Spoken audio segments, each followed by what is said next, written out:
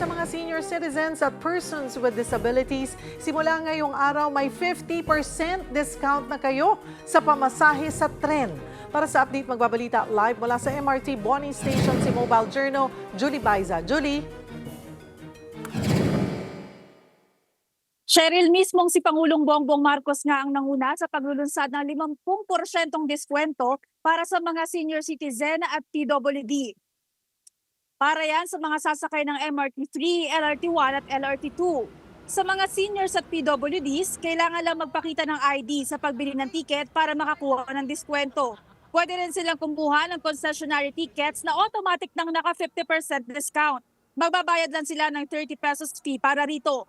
Ayon mismo kay PBBM, 13 million senior citizens ang makikinabang dito at 7 million naman sa PWD. Naniniwala ang Pangulo na sila yung pinaka-nangangailangan ng tulong ng gobyerno dahil limitado lang yung kanilang income. Nauna na rin na nabigyan ng 50% na diskwento ang mga estudyante.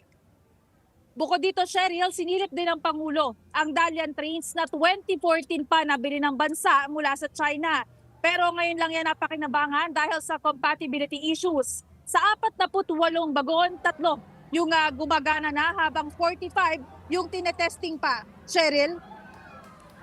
Maraming salamat, Mobile Journal, Julie Baiza.